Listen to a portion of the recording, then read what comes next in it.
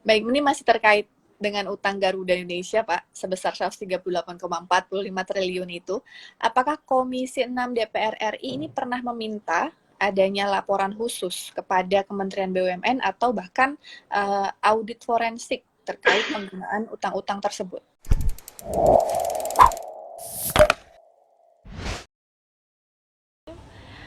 Selamat malam, teman-teman berita baru semuanya. Ya, bertemu lagi dalam program bercerita, berbagi cerita di balik berita, episode ke-73. Nah, program ini disiarkan langsung melalui live Instagram Berita Baruko. Malam ini kita akan bercerita nih bersama Bapak Faisal Riza, Ketua Komisi 6 DPR RI, dengan tema menyelamatkan nasib Garuda Indonesia. Sebelum kita ajak bergabung Pak Faisal ya, tentang nasib Garuda Indonesia yang sedang hangat-hangatnya dibicarakan. Industri penerbangan menjadi salah satu sektor yang paling terpuruk akibat pandemi COVID-19. Akibatnya sektor ini banyak sekali kehilangan pendapatan sebesar 99%. Pada kuartal pertama tahun 2020, BPS itu mencatat anjloknya jumlah penumpang penerbangan sebesar 98,3%.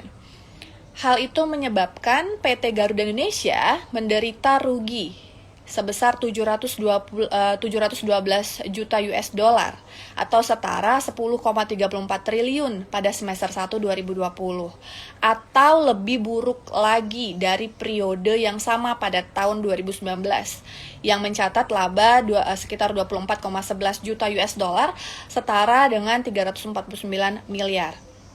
Baru-baru ini, di hadapan Komisi 6 DPR RI, Wakil Menteri BUMN Kartika Wirjoatmojo menyebut bahwa secara teknis Garuda Indonesia sudah bangkrut.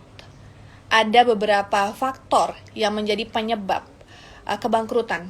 Yang pertama, itu utang mencapai 9,75 miliar US dollar atau setara 138,4 miliar triliun ya.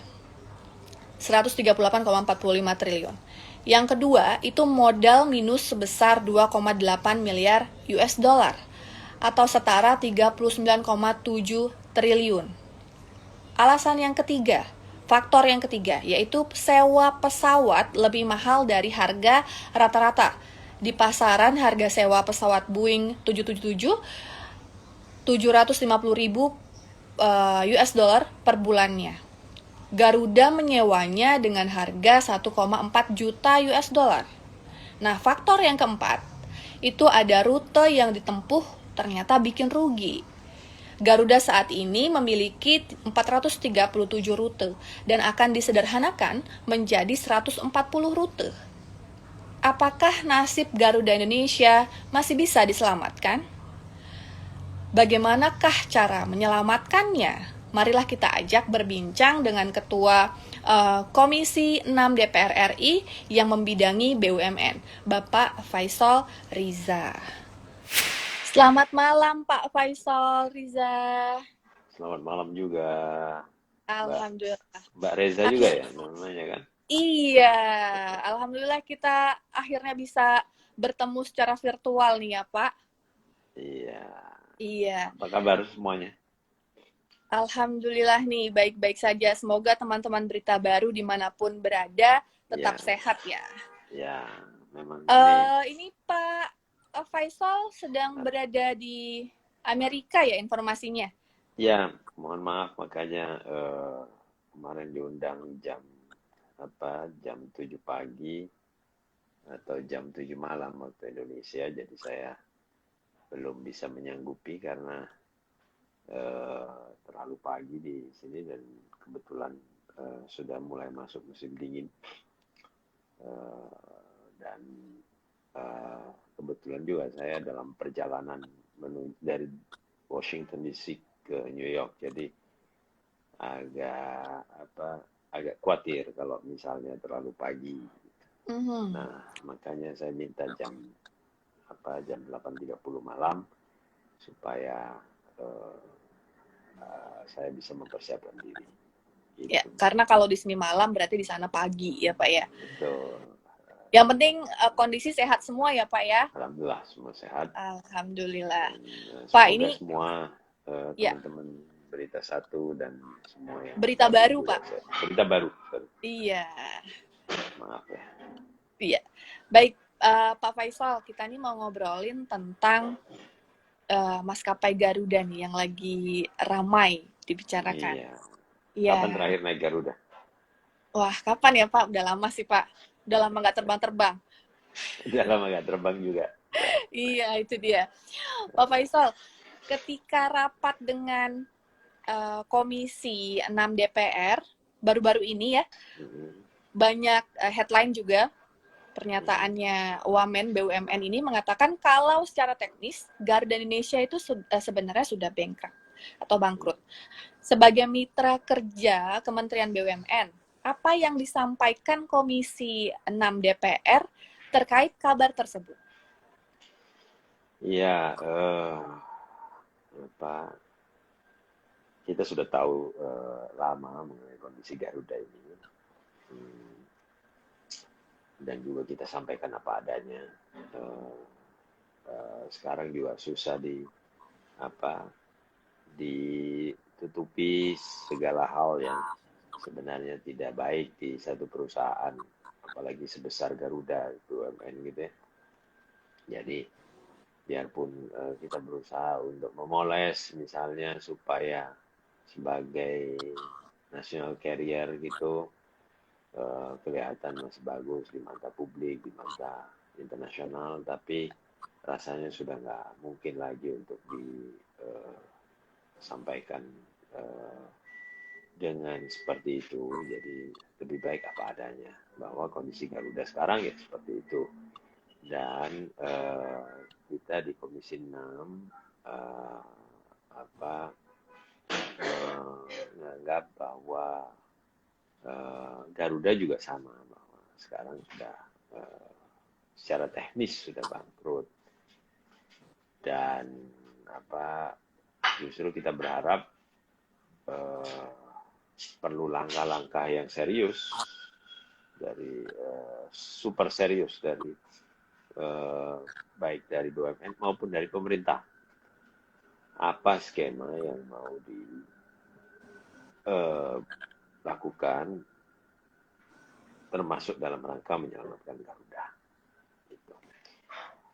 Jadi Ya, kesepakatan kita dalam rapat itu, oke, kita sama-sama selamatkan Garuda, itulah kira-kira. berarti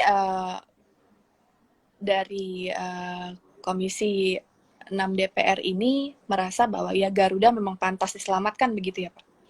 Iya, saya kira dengan segala hormat dan segala macam eh, apa sejarah yang dimiliki oleh Garuda, memang sebaiknya tetap diselamatkan karena eh, tidak mudah juga menutup satu BUMN, tetapi juga apa kita mulai berpikir realistis dan strategis Garuda ini akan seperti apa ke depan. Baik. Nah, pandemi COVID-19 ini kan juga telah menghantam dunia penerbangan ya, termasuk Iya, Garuda Indonesia. Nah, pada kuartal pertama itu tahun 2020, ada data BPS yang mencatat anjloknya jumlah penumpang sebesar 98,3%, serta mengakibatkan kerugian sebesar 10,34 triliun. Nah, menurut Pak Faisal sendiri, apakah itu menjadi pemicu utama atau ada penyebab-penyebab lain yang justru lebih parah? sebenarnya Garuda sudah parah sebelum kita memasuki 2020 gitu ya. Oh, oke. Karena kewajiban Garuda terhadap lessor terlalu tinggi dari kemampuan Garuda untuk create laba, Mhm. keuntungannya. Uh, ini yang menyebabkan Garuda terus-menerus memiliki beban yang nggak pernah berhenti dan selesai. Nah, apa ini yang menurut saya harus disadari sejak awal bahwa Garuda memang sudah bermasalah. Lalu kita memasuki COVID-19 di mana seluruh dunia, penerbangan dunia terpukul karena COVID-19 dan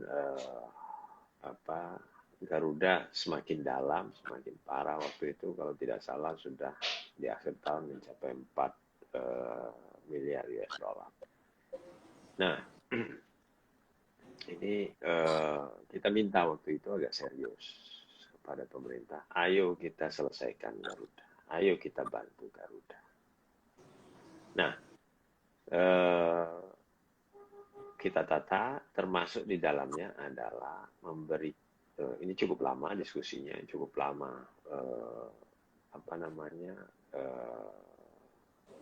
negosiasinya. Kita putuskan untuk memberikan pinjaman dana talangan gitu, kepada Garuda. Dana talangan ini kita berikan kalau tidak salah waktu itu 8 triliun. 8 triliun pada saat itu kita menganggap cukup untuk membantu Garuda punya nafas lebih panjang. Nah, kemudian itu dengan segala drama yang ada, di mana Kementerian Keuangan sebenarnya enggan untuk memberikan dana talangan ini. Bahkan awalnya kita ingin memberikan PMN, tetapi ada pihak lain yang ada di Garuda itu tidak menginginkan bahwa itu bersifat PMN, karena kalau ada PMN maka pihak lain itu akan terdelusi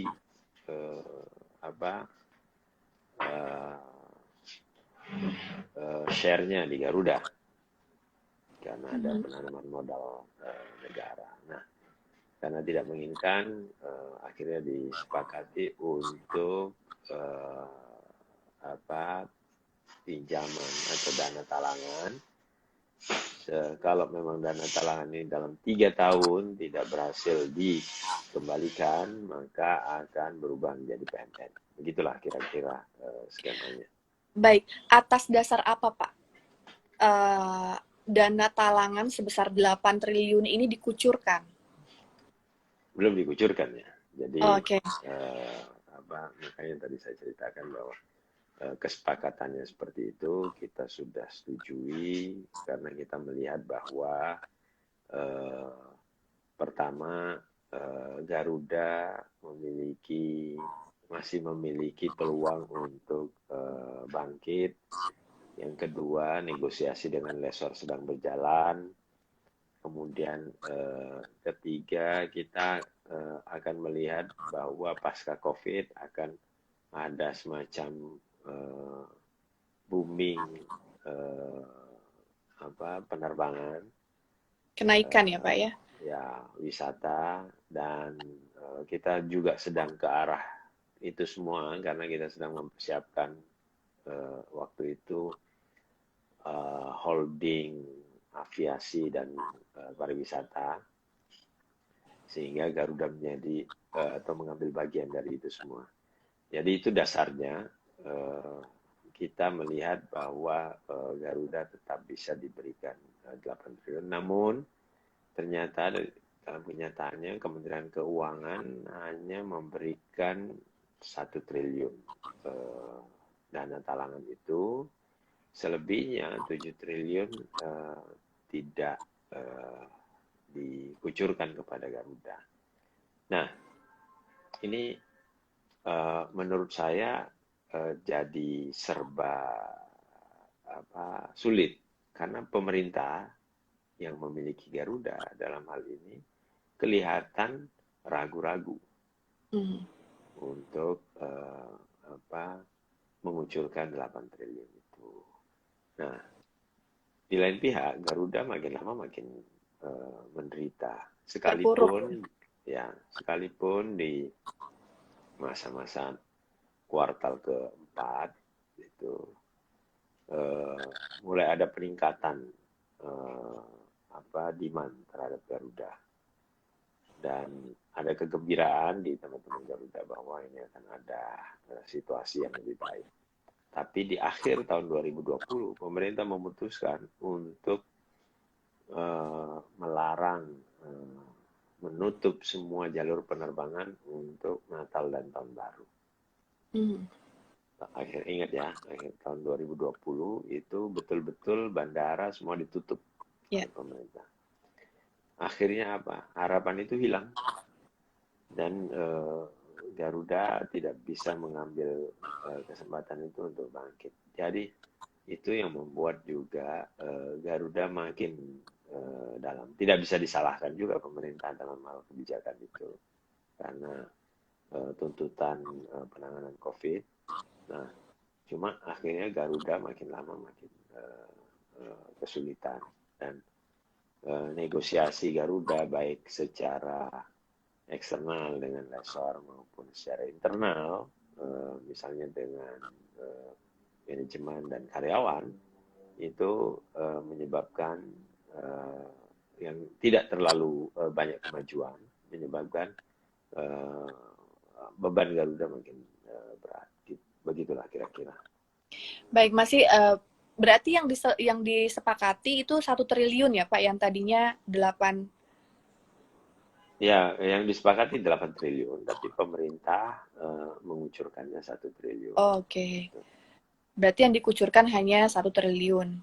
Ya, akhirnya makanya di tahun ini, tahun 2022 ini, 21 ini, itu yang 7 triliun kemudian tetap dikucurkan, tetapi melalui holding, eh, holding aviasi dan pariwisata, tidak ke Garuda langsung, tetapi melalui holding pariwisata dibuat skema penyelamatan Garuda, kira-kira begitu. Baik. Nah, berdasarkan data yang sudah dihimpun beritabaru.co nih Pak, total utang Garuda Indonesia saat ini mencapai 9,75 miliar US dollar atau setara 138,45 triliun. Nah, apakah Komisi 6 Itu DPR uang ini semua ya? duit semua itu Pak, nggak tahu tuh duitnya seberapa banyak tuh. Nih, apakah Komisi 6 DPR ini setiap tahunnya mendapatkan laporan terkait nilai utang yang menggunung tersebut, Pak? Ya, kita ada setiap kesempatan baik RDP maupun Raker, kita selalu menanyakan dan meminta update terhadap Garuda, perkembangan Garuda, baik itu utang, negosiasi, dan yang lain-lainnya. Jadi termasuk yang tadi disebut rute-rute yang menciut gitu, itu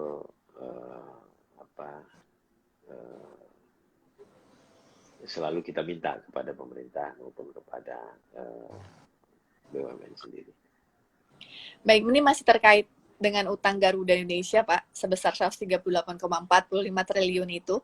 Apakah Komisi 6 DPR RI ini pernah meminta adanya laporan khusus kepada Kementerian BUMN atau bahkan audit forensik terkait penggunaan utang-utang tersebut? Soal Garuda, kita tidak pernah meminta secara khusus, misalnya melakukan audit forensik terhadap utang-utang Garuda, karena beberapa alasan. Yang pertama, sudah ada proses hukum yang berjalan selama ini, dan beberapa sudah inkrah, yang dimana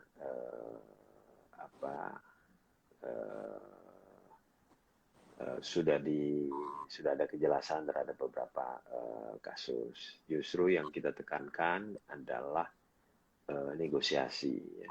Negosiasi dengan kreditur maupun dengan lessor. Negosiasi dengan kreditur dalam negeri berjalan cukup baik. Gitu ya. Tentang Garuda misalnya kepada Pertamina, kepada BRI, kepada Mandiri, kepada BNI, itu mengalami restrukturisasi yang cukup bagus. Tetapi termasuk utang Garuda dengan kreditur di luar. Nah, khusus lessor yang memang bebannya paling besar 6,3 miliar itu ada beberapa persoalan yang complicated gitu ya. Tetapi sejak beberapa bulan lalu Garuda sudah declare bahwa kami tidak akan bayar. Jadi silakan saja mau ambil pesawat yang sekarang dipakai oleh Garuda. Makanya pesawat-pesawat Garuda itu pada hari ini pesawat besar, karena pesawat-pesawat kecilnya sudah ditarik oleh lessor. Nah, kalau teman-teman netizen atau pembaca berita baru naik pesawat ke Bali itu kebanyakan dilayani oleh pesawat besar. Karena memang tidak ada lagi pesawat yang kecil ya, yang biasa kita tumpangi kalau kita mau ke Bali. Jadi itu kondisi Garuda pada hari ini terkait lessor. Nah, kita sudah meminta salah seorang lawyer yang dulu pernah membantu Ryanair di Spanyol untuk membantu Garuda melakukan negosiasi dengan lessor. Ya tentu negosiasi ini tidak mudah ya. Jadi dengan segala macam kondisi, lawyer yang sebelumnya akhirnya diganti oleh lawyer yang baru ini karena tidak melihat ada perkembangan yang terlalu signifikan. Ya.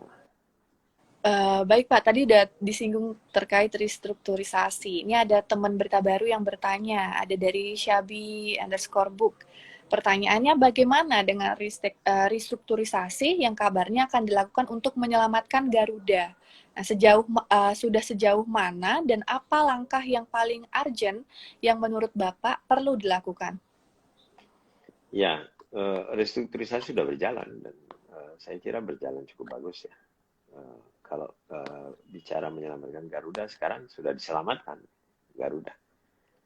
Nah, masalahnya beban lain yang terlalu besar seperti lessor ini 6,3 miliar ini kita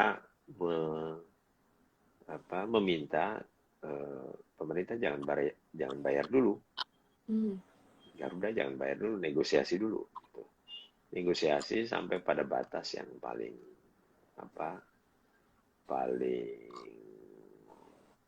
terakhir. Kalau perlu ya sudah semua masuk ke pengadilan. Kalau mau dituntut pilot ya nggak apa-apa, silahkan tuntut pilot. Ini semua menurut saya penting untuk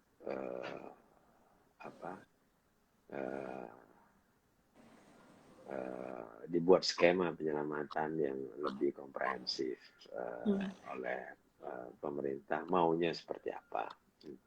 Kan banyak orang atau banyak pihak menawarkan skema penyelamatan Garuda, termasuk kita diskusikan di DPR. Nah, yang justru kita ingin dengar dan ingin tahu persis itu langkah pemerintah ini akan seperti apa untuk melakukan penyelamatan terhadap Garuda. Restrukturisasi kan hanya satu bagian saja untuk penyelamatan Garuda. Yang paling penting 6,3 miliar itu bagaimana bisa dikurangi dari lessor. Misalnya kasus-kasus yang sudah inkrah ini bisa menjadi salah satu clue di persidangan untuk menguatkan bahwa selama ini justru pembayaran Garuda itu salah. Karena itu dilakukan atas kesepakatan yang ternyata di kemudian hari terbukti dilakukan melawan hukum. Jadi seharusnya lessor dalam kasus yang menyangkut mantan di Garuda, itu dia tidak berhak menerima pembayaran utang Garuda karena disepakati di atas kesepakatan yang sejak awal sudah melawan hukum. Seharusnya dia mengembalikan. Begitulah tuntutan demi tuntutan yang harusnya sama-sama kita dalami satu persatu agar menjadi modal di pengadilan nanti. Jadi itu problem yang harus disusun oleh pengacara. Kalau andai kata ada yang mengajukan Garuda Pilot ke pengadilan. Baik, ini ada pertanyaan lagi nih Pak dari Harazaki Farm. Pak, izin bertanya, beberapa waktu yang lalu Pak Omarwan Jakfar menyampaikan untuk menyuntik mati BUMN yang sekarang. Apakah Garuda ini masuk BUMN yang sekarat? Apakah Pak Faisal Riza sepakat dengan suntik mati tersebut? Nah, itu pertanyaannya Pak. Ya, Garuda sekarat.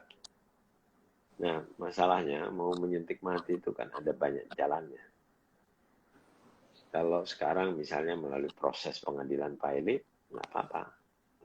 Itu dilakukan pilot. Tetapi teman-teman mesti tahu bahwa menutup BUMN tidak semudah seperti yang kita inginkan. Bayangkan. Karena ada proses yang begitu panjang. Sekarang ini ada lebih dari 40 BUMN kondisinya sekarang. Yang bahkan hanya tinggal di root-nya saja sama office boy-nya itu ada. Oh, ada yang seperti itu kondisinya ya, Pak ya? Ada.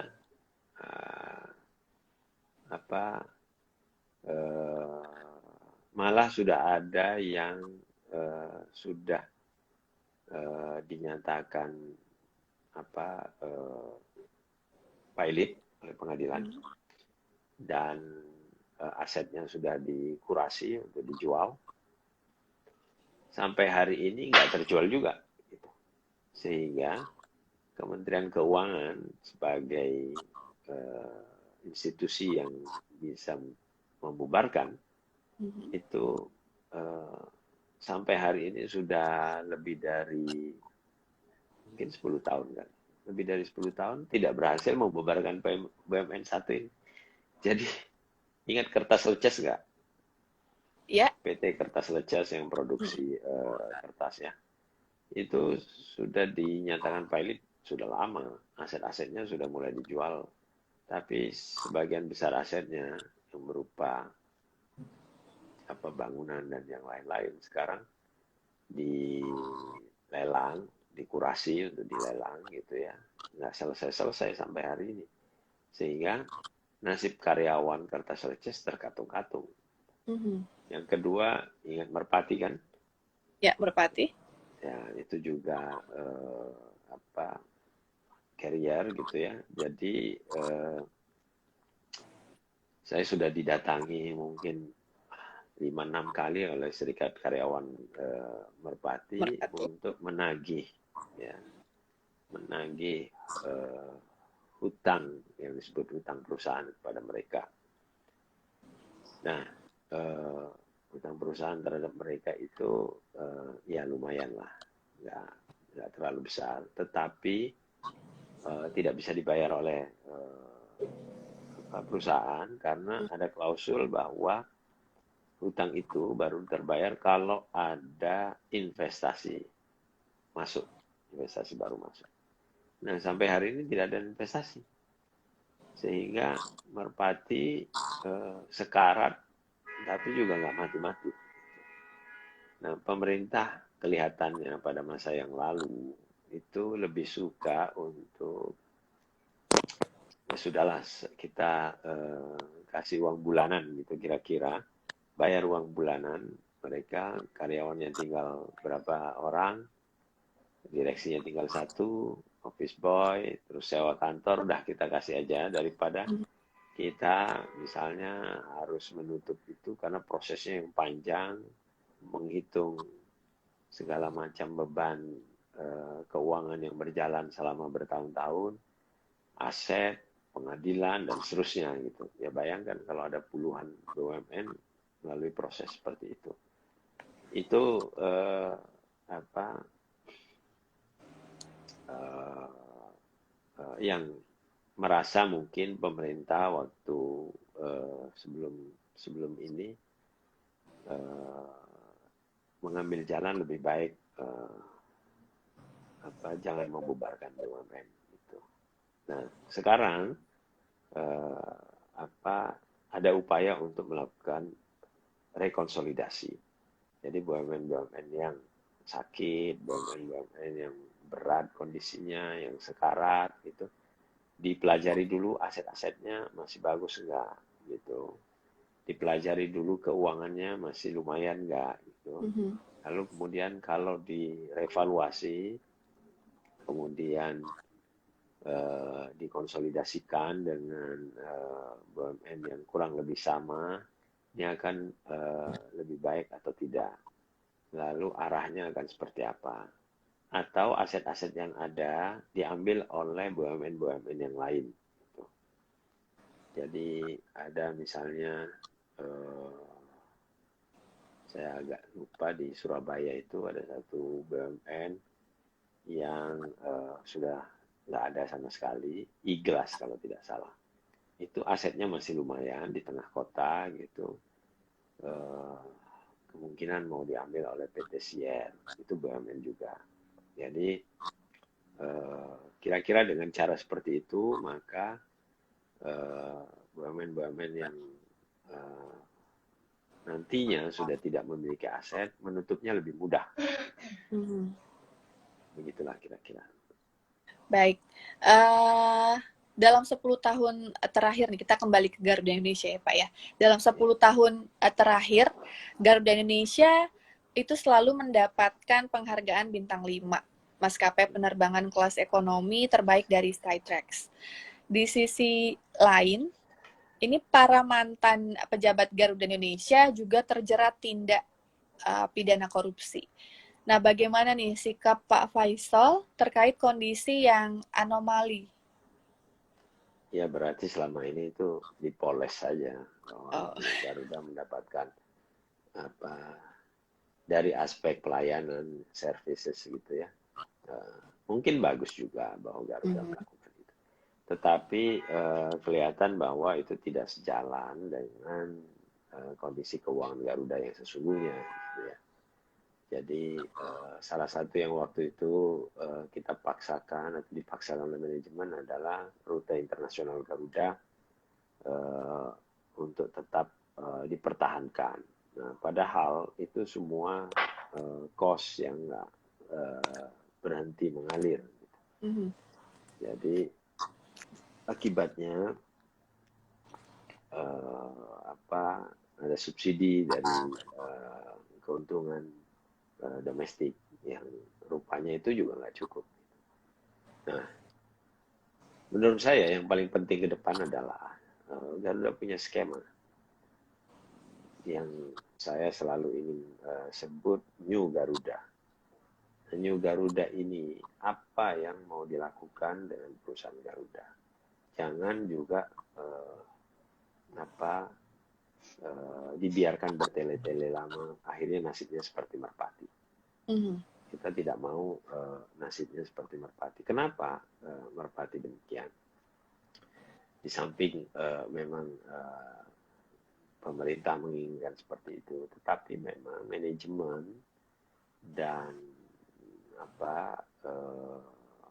mungkin pihak-pihak yang ada di merpati itu tidak segera memiliki konsep bagaimana menyusun merpati, bisnis merpati ke depan. Nah, menurut saya nasib yang sama Garuda harus lakukan. Kita berlomba dengan waktu, itu yang pertama yang harus kita kita ingatkan bahwa kita sedang berlomba dengan waktu untuk menyelesaikan Garuda ini. Maka kita tidak bisa melihat skema mana yang lebih baik satu sama lain. Tapi yang harus kita lakukan segera menentukan skema penyelesaian. Kalau tidak, akan dibiarkan seperti ini, mengulur waktu seperti ini, maka yang tadi disebut 9,7 miliar US dollar itu akan terus semakin membengkak. Besar. Nah, itu sama halnya dengan kasus Jiwasraya waktu itu. Karena pemerintah ragu mengambil skema penyelesaian setelah diskusi panjang, lama-lama terus membengkak, sehingga penyelesaian di akhir itu sudah merupakan beban yang sangat besar, dan itu itu merugikan kita semua, merugikan APBN, merugikan pajak kita, merugikan rakyat yang bayar pajak gitu ya. Jadi jangan seperti itu.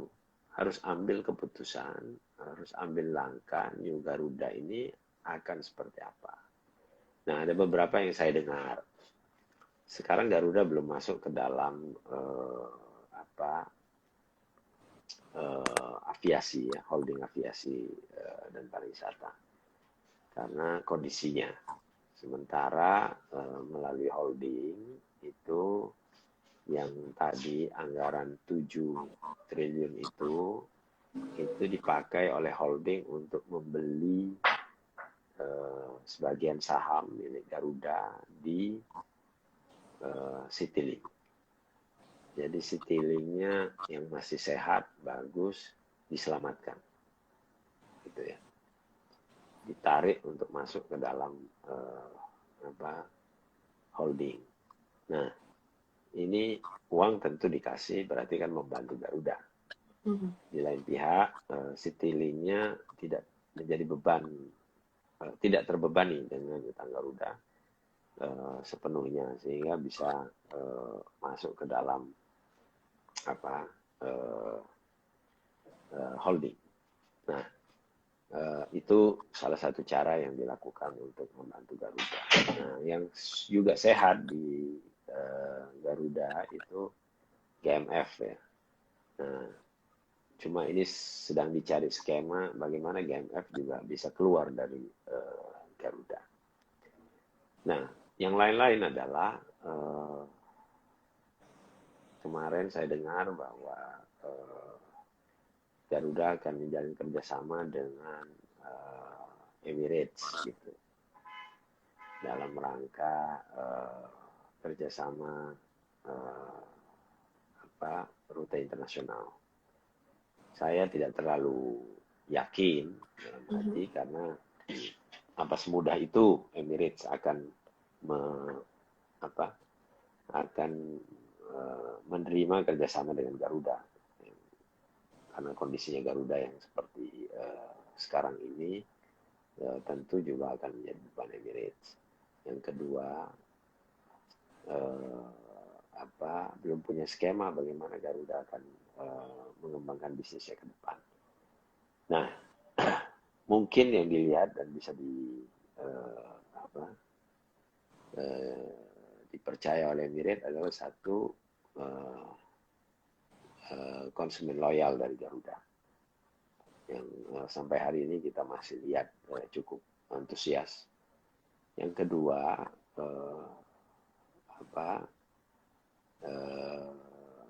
keinginan pemerintah untuk menyelamatkan Garuda, sehingga biar bagaimanapun sesakit apapun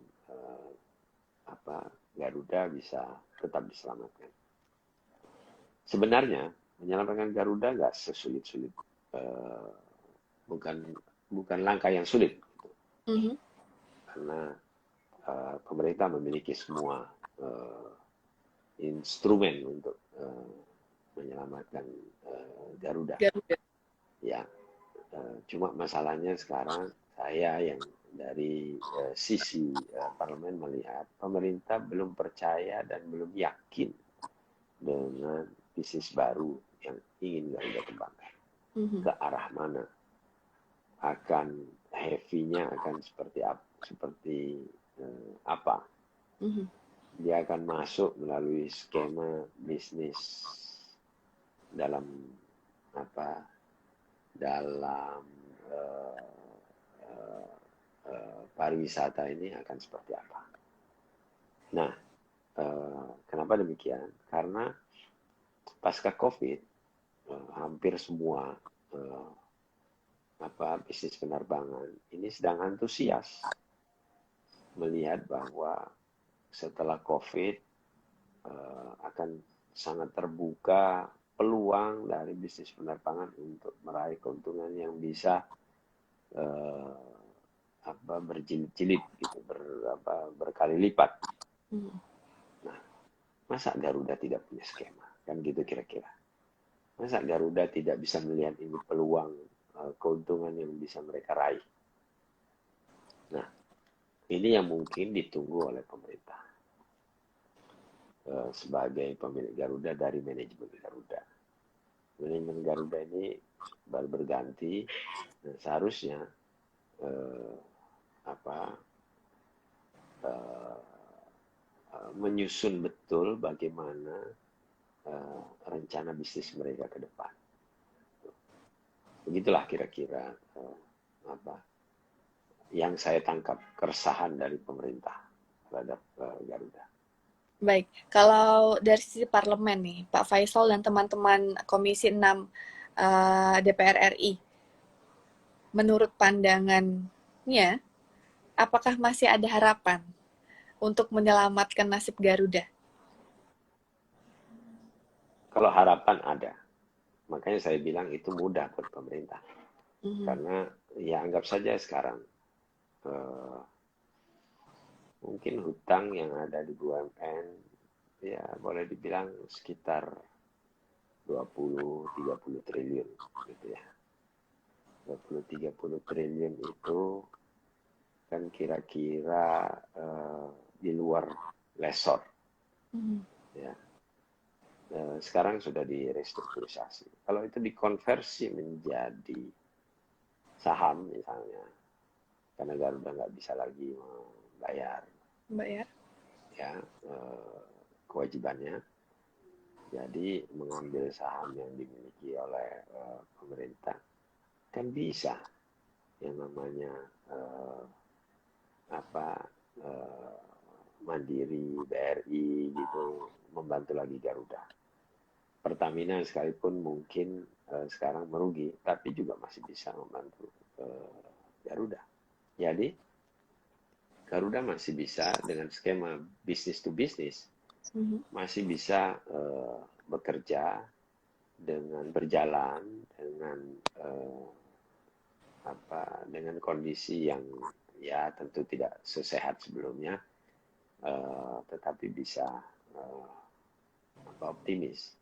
Cuma masing-masing ini kan memerlukan keyakinan. Pemerintah, kreditur yang tadi saya sebut misalnya, itu memerlukan keyakinan. Ini maunya Garuda ini ke depan seperti apa sih?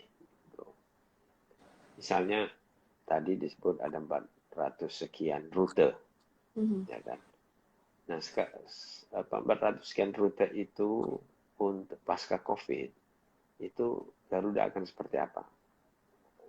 Apakah akan bersaing di low carrier budget misalnya, ya, sebagaimana sekarang ada Citylink, ada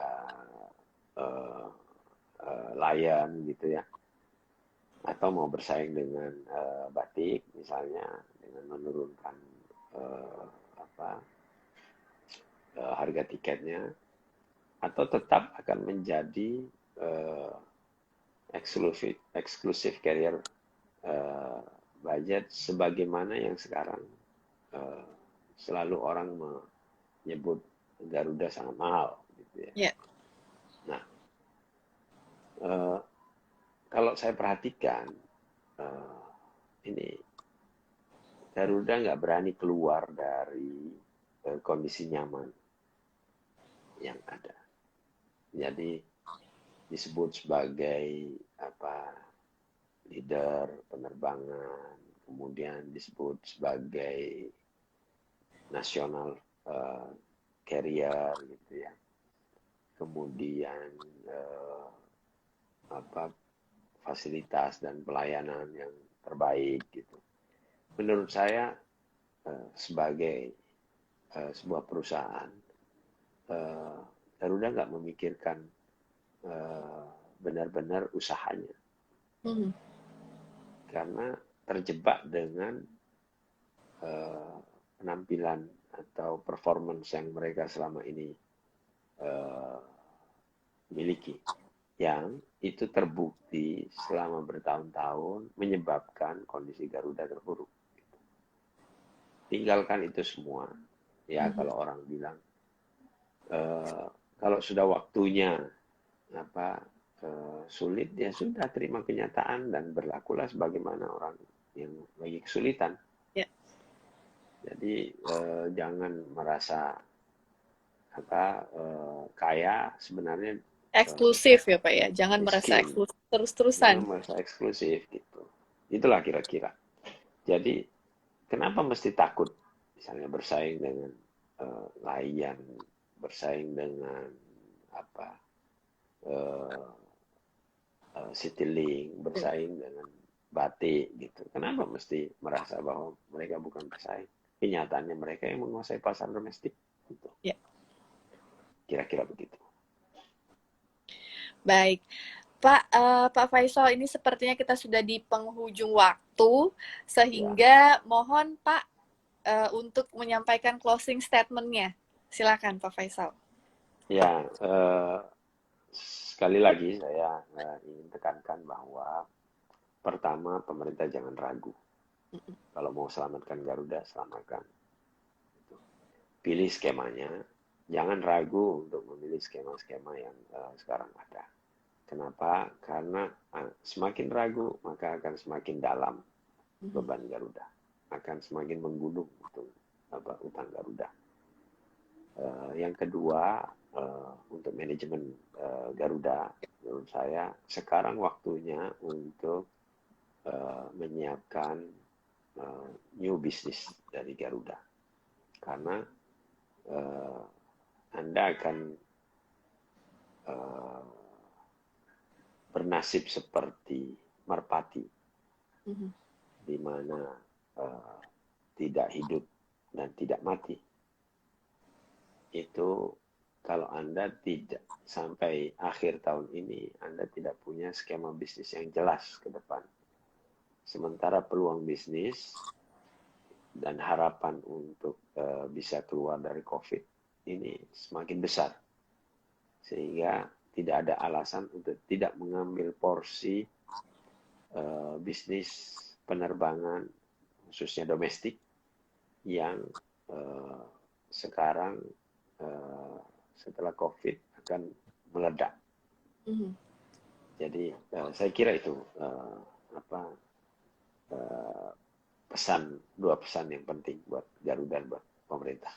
Baik, terima kasih banyak. Ini Pak Faisal sudah meluangkan waktunya untuk berbincang-bincang bersama teman-teman Berita Baru juga menyampaikan informasi.